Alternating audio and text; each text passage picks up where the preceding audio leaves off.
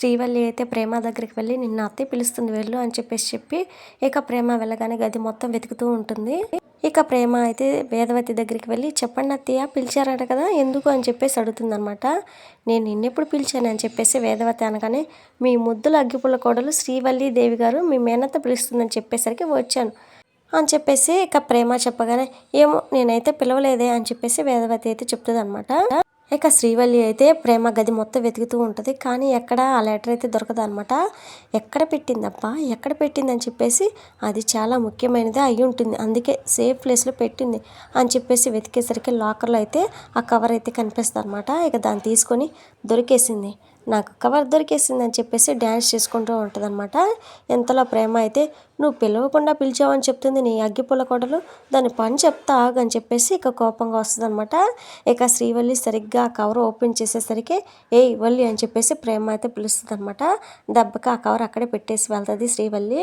ఇక ప్రేమ అయితే ఎందుకు అబద్ధం చెప్పావు అని చెప్పేసి ప్రేమ అడిగేసరికి అంటే అత్తయ్యగారు నేను పిలిచినట్టు నాకు అనిపించింది అందుకే చెప్పానని చెప్పేసి అక్కడ నుంచి శ్రీవల్లి అయితే వెళ్ళబోతూ ఉండగానే నువ్వు నా గదిలోకి నేను లేనప్పుడు ఎందుకు వచ్చావు అని చెప్పేసి ప్రేమ అయితే అడుగుతుందనమాట. రూమ్ని నువ్వు నీట్గా సర్దుకున్నావు కదా చూసి నేర్చుకుందామని, సర్లే రానులేమ్మా ఇక మీద అని చెప్పేసి అక్కడ నుంచి అయితే వెళ్ళిపోద్ది అనమాట.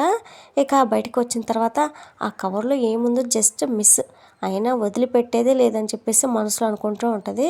ఇక ప్రేమ అయితే ఆ కవర్ అక్కడ ఉండడం చూసి కొంపదీసి కవర్లో ఉన్న ఫోటోలు వల్లి కానీ చూసేసిందా అని చెప్పేసి టెన్షన్ పడుతూ ఉంటుందన్నమాట.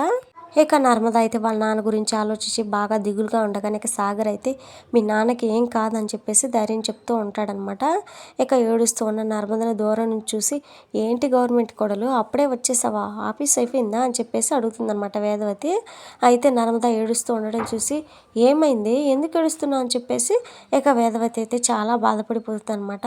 మా నాన్నకి హార్ట్ అటాక్ వచ్చింది హాస్పిటల్లో ఉన్నారు అత్తయ్య అని చెప్పేసి నర్మద చెప్తుంది. ఇంతలో రామరాజు కూడా వచ్చి ఆ మాట అయితే వింటాడనమాట. బుజ్జమ్మ వెంటనే హాస్పిటల్కి వెళ్దాం పదా అని చెప్పేసి అంటాడు. ఇక నర్మద అయితే ప్రస్తుతం ఆయన బాగానే ఉన్నారు మావయ్య అని చెప్పేసి అంటుంది అనమాట. ఇక వేదవతి అమ్మయ్య అని చెప్పేసి అనుకోగానే సరే ముందు వెళ్ళి అన్నయ్య గారిని పలకరించి వద్దాం పదండి అని చెప్పేసి వేదవతి అనగానే సరే పద అని చెప్పేసి రామరాజు కూడా అంటాడు. ఇక నర్మద అయితే వద్దు మావయ్య అని చెప్పేసి అంటుంది అనమాట.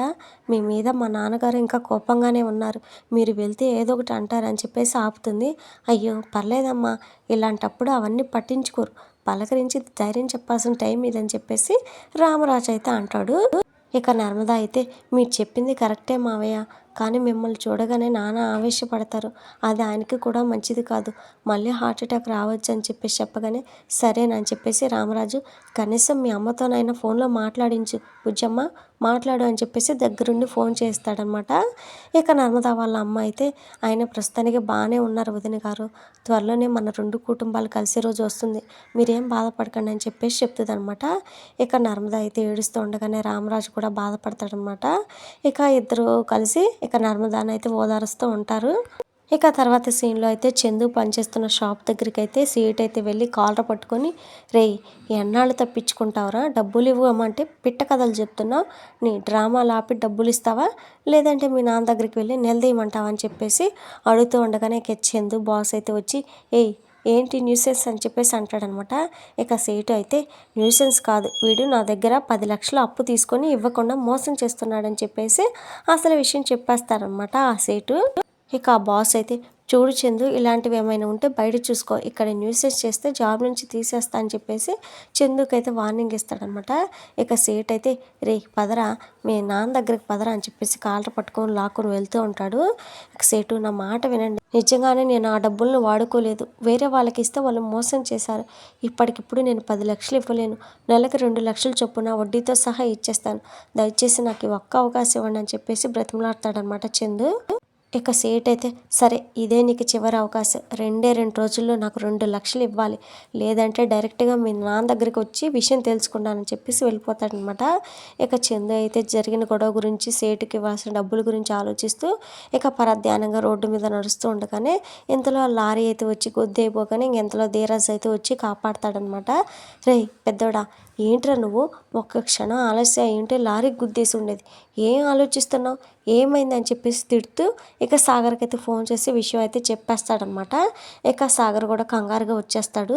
ఇక సాగర్ అయితే ఏమైందిరా పెద్దోడా, ఎందుకు ఇలా ఉన్నావు, నిన్ను లారీ గుద్దబోయిందని చిన్నోడు చెప్పగానే ప్రాణం పోయినట్టుగా అనిపించింది, ఏంటి అంత అజాగ్రత్తగా ఉంటున్నావు, ఏమైందిరా అని చెప్పేసి అడుగుతాడనమాట. రే అన్నయ్య, మనం సంతోషాన్ని పంచుకోవాల్సిన పర్లేదు కానీ బాధలు మాత్రం పంచుకోవాలని చెప్పావు, కానీ ఇప్పుడు ఏమైందిరా, ఎందుకు ఇలా ఉన్నావు చెప్పరా అని చెప్పేసి ధీరజ్ అయితే అడుగుతాడనమాట. ఇక చందు అయితే నాకు అర్జెంటుగా ₹1,00,000 కావాలరా, చాలా ఎమర్జెన్సీ, రేపటిలోగా కావాలని చెప్పేసి అంటాడనమాట. అంత డబ్బు ఎందుకురా, ఏమైంది, ఎంత పెద్ద విషయాన్నైనా నీలో నువ్వు దాచుకుంటావు, దానివల్ల నువ్వు చాలా నష్టపోయావు, ఇప్పుడు కూడా నీ సమస్యను మాతో చెప్పకుండా దాచుకుంటావేంట్రా, ఇప్పుడైనా చెప్పరా అని చెప్పేసి అడుగుతా అనమాట. అయితే చందు జరిగింది చెప్పకుండా నేనేం చెప్పలేనురా, చెప్పుకోలేను అని చెప్పేసి అంటాడనమాట. ఇక ధీరజ్ అయితే సరే నువ్వు చెప్పాలనుకున్నప్పుడే చెప్పు, ముందు మనం లక్ష్యం ఎలా సంపాదించాలో చూద్దాం అని చెప్పేసి అంటాడనమాట. ఇక సాగర్ అయితే రే చిన్నోడా, నా పరిస్థితి నీకు తెలుసు కదరా, నాకు రూపాయి కావాలన్నా నాన్నే అడుగుతాను, నీ బాధను పంచుకోగలను కానీ డబ్బు సాయం మాత్రం చేయలేనురా, నన్ను క్షమించరా అని చెప్పేసి అంటాడనమాట. ఇక ధీరజ్ అయితే రే పెద్దోడా, ఆ ₹1,00,000 నేను తీసుకొస్తాను, నువ్వేం టెన్షన్ పడకని చెప్పేసి చెప్తాడనమాట. అంత పెద్ద అమౌంట్ నువ్వు ఎలా తీసుకొస్తావురా అని చెప్పేసి చందు అడిగేసరికి మా అన్నయ్య కోసం నేను ఏదో ఒకటి చేస్తాను, రేపు సాయంత్రంలోగా నీ చేతిలో డబ్బు పెడతాను, నువ్వు హ్యాపీగా ఉండు, నీకేమైనా అయితే మేము బతకలేరా అని చెప్పేసి చందుని పట్టుకుని ఏడుస్తాడనమాట ధీరజ్. ఇక తర్వాత ధీరజ్ అయితే తనకు తెలిసిన ఫ్రెండ్స్ అందరినీ డబ్బులు అడుగుతూ ఉంటాడనమాట. ఇక ఎంతమందిని అడిగినా డబ్బులు లేవని చెప్పేసి అంటూ ఉంటారు. ఇక మరి ధీరజ్ ఏం చేసి వాళ్ళ అన్నయ్యకి డబ్బులు ఇచ్చాడు ఏంటి అనేది నెక్స్ట్ ఎపిసోడ్లో చూద్దాం. మన వీడియోస్ని మిస్ అవ్వకుండా చూడాలనుకుంటే ఛానల్ని సబ్స్క్రైబ్ చేసుకుని సపోర్ట్ చేయండి. Thank you friends.